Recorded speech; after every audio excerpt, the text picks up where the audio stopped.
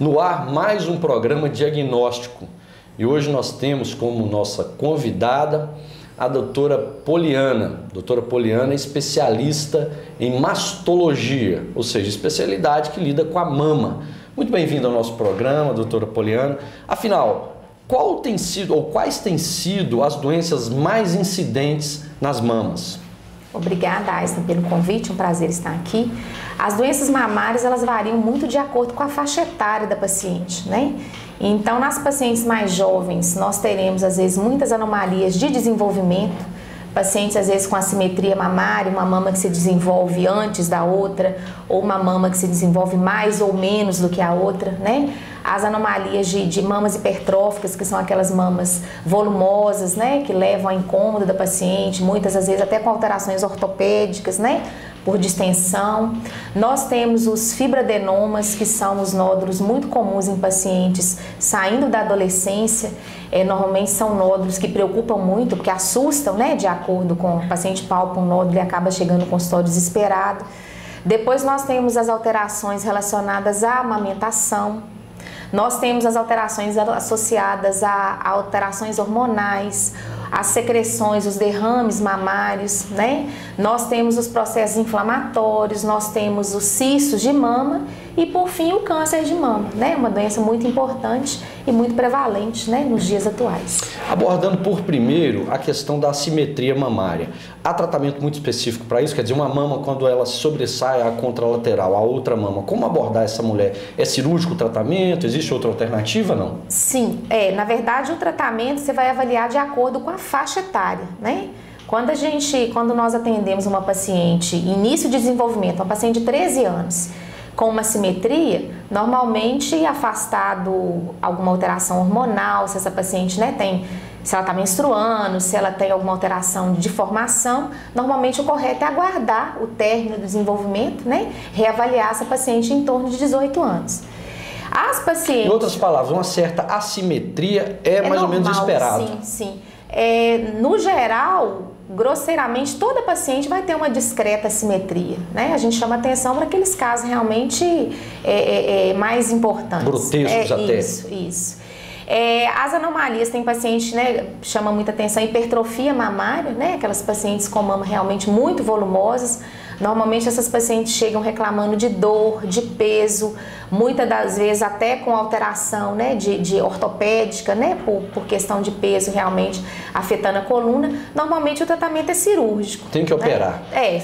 Um problema que havia no passado, doutora Poliana, porque se sabe que essas alterações, elas muitas vezes não são contempladas pelo Sistema Único de Saúde, ou pelo menos não eram. Como é que está essa situação hoje para se operar essas doentes que têm mama muito volumosa? A gente continua tendo muita dificuldade, porque apesar de às vezes ter repercussão ortopédica e repercussão psicológica, né? Tem paciente que realmente fica muito angustiada com essa história, é considerado cirurgia estética. E a gente acaba tendo muita dificuldade, né? É contemplado pelo SUS, mas a gente tem muita dificuldade de conseguir. Normalmente a gente consegue em serviços de ensino, que tem residência, que acaba tendo mais interesse em resolver, mas a nossa realidade é um ou outro caso isolado que a gente consegue isso pelo SUS. Você dizia de problemas mamários relacionados à amamentação. Pois bem, sabe-se daquelas fissuras mamárias que acontecem, que causam muita dor quando a criança vai amamentar. Como lidar com essas fissuras? Olha, o tratamento das fissuras, dos problemas de amamentação em geral, o ideal é que se comece uma prevenção no pré-natal, né? Que a paciente seja informada, se possível, em reuniões, em cursos, em relação às técnicas de amamentação, posição, preparo de mamilo, quando a gente tem a oportunidade de conversar com essa paciente antes do parto, orientar, às vezes uma esfoliação com uma buchinha vegetal para poder ir uma resistência maior no mamilo. Se ela tiver a possibilidade de tomar sol, 10 minutos de sol por dia no mamilo, você vai ter um fortalecimento. E pós-parto é muito importante a questão da orientação de posicionamento, de pega correta, né? A criança pega de uma forma adequada, tempo de mamada, porque às vezes você tem um tempo muito, né, extenso. E aí depois, quando já está instalada a fissura, a questão da higiene, dos cuidados locais, né? Quando já está instalada a fissura, aí normalmente, né, o tratamento, normalmente à base de cremes, né? Tem cremes à base de, dependendo se tiver infecção, você tem que usar até antibiótico, né? E suporte, medidas de dor, né? Insistir para essa paciente não deixar de amamentar, que muitas vezes por causa da fissura ela interrompe, né? Não pode deixar em absoluto de amamentar. Não, porque aí essa paciente que tem a fissura e interrompe, normalmente ela vai ter engurgitamento e do engurgitamento acaba evoluindo para mastite, né? E suas complicações. Outro né? ponto, a mastite, a inflamação da mama, tem sido comum? É uma doença bem prevalente, não? Nós temos duas situações, a mastite puerperal, que é essa mastite relacionada ao aleitamento, e a mastite não puerperal. A mastite puerperal é muito prevalente, né? Aí entra nessa questão que eu disse da prevenção, dos cuidados de orientação. É muito importante a paciente procurar atendimento logo no início, que às vezes uma medida de ordenha, de gelo, ela consegue, né, uma resolução boa. Em casos mais severos, às vezes é preciso entrar com antibiótico, e quando evolui para abscesso, aí não tem jeito, acaba tendo que fazer drenagem, né? E a mastite não puerperal, que é aquele processo de uma paciente que não está amamentando, que é mais comum em fumante. A gente vê muita paciente acima de 40, 50 anos, né? Com esse quadro, costuma às vezes ser recidivante, drena, volta, drena, e tem como, né, fisiopatologia aí a questão do tabagismo. Então, tem que fazer diagnóstico diferencial com câncer de mama e, né, além das medidas de tratamento, está incentivando a paciente aí em relação à questão do tabagismo. Existe um fator predisponente? Porque você dizia de recidiva, ou seja, a doença normalmente volta. No caso dessa mastite não puerperal, está relacionada ao tabagismo. Sempre ao tabagismo? Sim, na grande maioria das vezes. Agora, o trauma mamário também pode levar a uma mastite ou não? O trauma é uma coisa bem mais benigna. Normalmente o trauma, você vai evoluir com hematoma, né? É uma equimose ali, mas normalmente, raramente vai estar associada à mastite. Você dizia antes também da chamada galactorreia, ou seja, daquela secreção que costuma aparecer no bico da mama, no seio. Enfim, esse é um problema sério. Até que ponto nós podemos abordar este problema de maneira satisfatória, orientar essa paciente quanto à gravidade ou não da chamada galactorreia ou da drenagem pela mama? A gente classifica, na verdade, como derrame mamilar ou derrame papilar. E aí é um leque muito grande de situações. Quando você tem uma paciente com uma secreção, a expressão, então aquela paciente que só sai secreção se ela fizer a expressão do mamilo. Essa secreção, ela é uma secreção láctea, amarelada, bilateral, e que a gente chama de poliductal, ela sai de vários poros, normalmente isso é um processo benigno. Aí nesses casos você tem que investigar se isso aí tem alguma alteração hormonal, aí normalmente vai estar associado à prolactina, né? E aí nós temos que investigar se isso é uma causa primária ou secundária. Então a gente tem muitos medicamentos, né? O paciente que às vezes usa alguns antidepressivos, anticonvulsivantes, tem muita medicação, principalmente medicação psiquiátrica, que pode estar relacionada a essa secreção, mas é uma coisa absolutamente benigna e vai persistir enquanto tiver, né, o uso dessa medicação. Diante de uma paciente com um derrame espontâneo, aquela paciente que acorda e o sutiã está sujo, normalmente uma mama só e de um ducto, essa paciente sim merece uma investigação. Esse derrame ele pode ser sanguinolento ou pode ser uma outra secreção que também é motivo de investigação, que chama em água de rocha, que é aquela secreção totalmente cristalina. Essa paciente ela precisa de uma investigação, né, para poder afastar outras patologias. A gente tem como principal causa de derrame o papiloma, que é uma lesão benigna, mas nós não podemos descartar o câncer de mama. Mas nesse caso seria um derrame espontâneo e unilateral, diferente da galactorreia. Esse é o detalhe, o derrame no câncer de mama, como ele se apresenta? Normalmente ele pode ser sanguinolento ou essa água de rocha. Agora, essa secreção bilateral, né, poliductal, normalmente isso é benigno. O uso de anticoncepcional também pode acarretar, né, que é muito comum, né, no nosso meio, alguma medicação, então, normalmente é mais tranquilo. Então, há que se ter uma preocupação redobrada quase quando esse derrame ele é ou em água de rocha, muito clarinho, ou então ele é sanguinolento. Isso, Okay? E de uma mama só. E de uma mama só, de um lado só. Isso. O sanguinolento desde que não tenha trauma, né? Porque às vezes a paciente teve um trauma, né? Lógico, se tiver um trauma, uma pancada na mão, Isso. pode ser sanguinolento também esse derrame. Muito bem, nós temos conversado com a doutora Poliana e ela tem sido muito esclarecedora com respeito às diversas doenças que acometem as mamas. Faremos agora um breve intervalo e já retornaremos ainda conversando com a doutora Poliana. Continue conosco.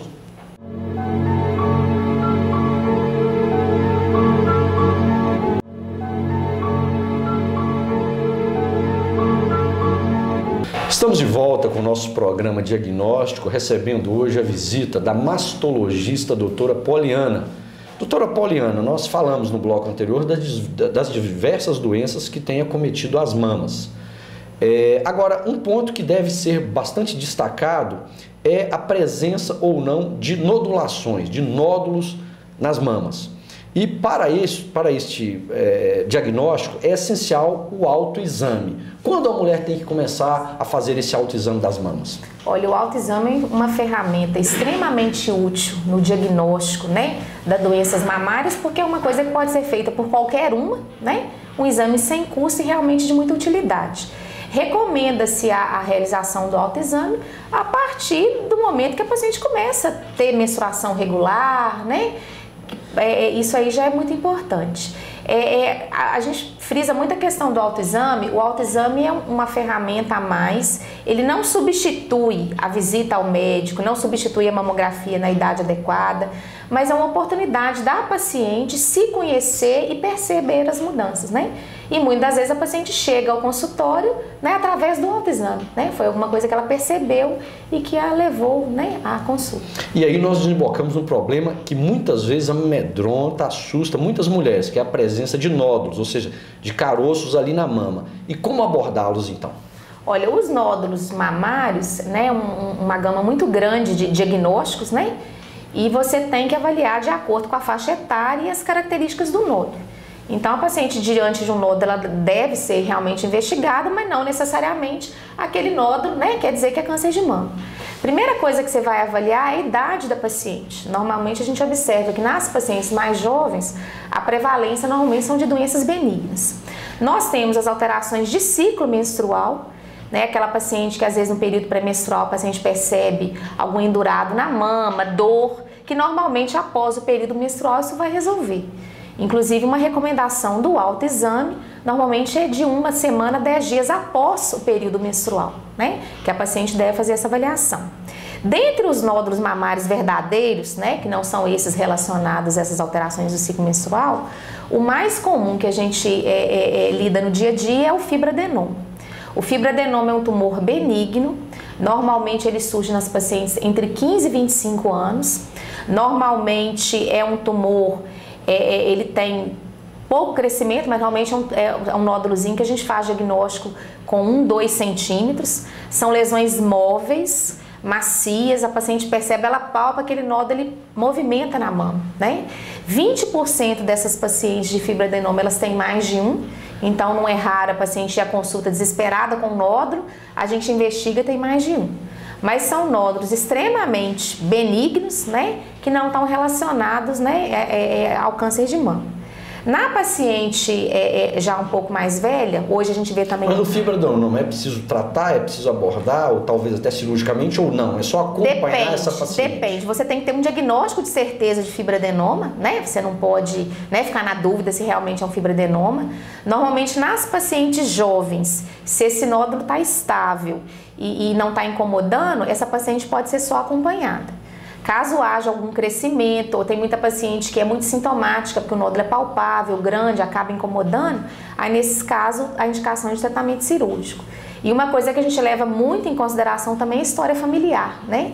É difícil você convencer uma paciente que a mãe teve câncer de mama jovem, ficar com aquele nódulo, né? Você explica que é benigno, faz exame, muitas vezes a gente faz punção aspirativa, que você faz citologia daquela lesão para confirmar, biópsia, né? Isso. Confirmar a benignidade, né? Mas tem muitos casos que a paciente quer que tire o nódulo, né? Então a gente leva isso em consideração também. Aliás, uma atriz recentemente fez uma mastectomia bilateral, atriz de Hollywood importante, ela foi um tanto zelosa excessivamente nesse ponto, não? Não, essa questão da mastectomia profilática ou mastectomia redutora de risco é uma coisa muito controversa em mastologia hoje, é tema de discussão em congresso.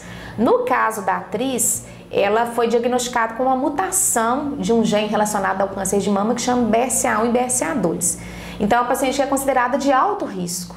Então, nessas situações, né, essa mastectomia, ela é avaliada realmente, né? Mas é questão de discutir com a paciente, né? Mas tem que deixar bem claro que esse procedimento é para paciente de altíssimo risco. Agora, você dizia do fibroadenoma, que é um tumor benigno. Ele não se maligniza, ele não se transforma em câncer, em absoluto. Não. O fibroadenoma ele é considerado lesão não proliferativa. Isso significa que é um nódulo, né, que não está relacionado ao câncer de mama. Mas é claro que em medicina, né, não é matemática, né, nada é 100%.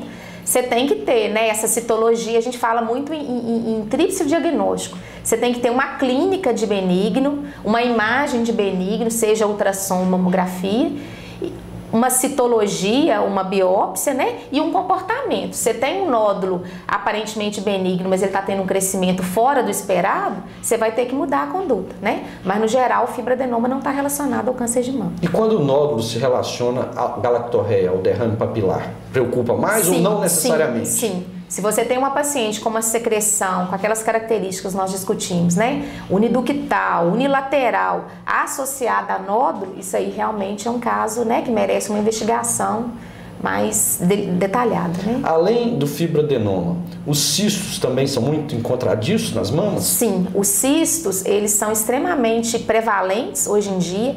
É uma patologia que até então a gente só via em paciente acima de 40 anos. Hoje, com melhoria de imagem, o paciente tem feito cada vez mais ultrassom, mamografia, essas coisas, a gente tem diagnosticado cada vez mais precoce. Os cistos, eles fazem parte de uma patologia que a gente chama de alteração fibrocística da mama, que é a antiga displasia mamária, né? Algumas pacientes têm microcistos, agora tem pacientes que têm cistos grandes, dolorosos, que normalmente são tratados com punção. É feito esvaziamento desse cisto, né? Sob anestesia local mesmo. Até que ponto a dor mamária é preocupante? Porque não raro nos consultórios a gente percebe pacientes se queixando da dor mamária. É uma queixa muito frequente no consultório, né? Normalmente a dor mamária, a mastalgia, ela está associada a problema benigno. Raramente você vai ter câncer de mama com dor, a não ser lesão mais avançada. Mas a paciente normalmente com dor mamária, ela acaba entrando às vezes até em pânico, né? Desesperada, vai ao consultório para investigar. Mas normalmente a mastalgia está associada à alteração fibrocística, ao cisto, ao fibroadenoma, raramente ao câncer de mama. Dificilmente ao câncer de mama. Dificilmente Agora, ao câncer de mama. para resumir essa questão das nodulações, quais seriam os critérios, os passos para se investigar um nódulo? Além do autoexame, logicamente. O exame físico, né, feito pelo profissional, ginecologista ou mastologista, um exame de imagem, que vai variar de acordo com a idade da paciente. Normalmente as pacientes mais jovens a gente recorre ao ultrassom, pacientes normalmente após 40 anos a mamografia, né? E as características, né, de acordo com essas características do nódulo, a ultrassom, a biópsia ou a punção. Que seria a via final para se chegar a um resultado definitivo. Sim. Outro aspecto interessante, falamos muito de doenças da mama nas mulheres, naturalmente. Agora, os homens também têm problemas mamários, não é verdade? Sim, tem doenças mamárias. Tem. O homem, 1% dos cânceres de mama acontece no homem, né? Então é importante que o homem tenha esse alerta, né? Um nódulo no homem também deve ser investigado. A gente tem as alterações de desenvolvimento no homem também. E nós temos a ginecomastia, né? Que é o desenvolvimento da mama, né, a mama masculina. A ginecomastia... O crescimento anormal, a mama que deveria ser hipotrofiada, pequena no homem, ela ganha algum volume. Sim. Seria ginecomastia. Que a gente tem situação normal na adolescência, né? O rapaz, quando ele está em formação, é muito comum ele ter o desenvolvimento de broto mamário, que na maioria das vezes resolve espontaneamente. Nós temos ginecomastia no idoso, que também está relacionada às alterações hormonais, associada a alguma patologia, normalmente paciente com, dependendo do tipo de medicação, paciente com insuficiência hepática, ele pode ter mais ginecomastia, e hoje muito frequente também associada ao uso de anabolizantes, né, suplementos, né, às vezes em academia, essas coisas. Ou seja, a doença mamária não se restringe à população, ao público feminino, também acontece ao homem também. Nos homens. Sim. Muito bem, nós tivemos a grata satisfação de hoje receber a doutora Poliana, nós fomos muito informados, muito instruídos com a sua entrevista, doutora, e esperamos a sua participação conosco numa segunda oportunidade, ok? Ok, agradeço. Muito obrigado também a você e contamos com a sua audiência para o próximo programa diagnóstico. Até mais.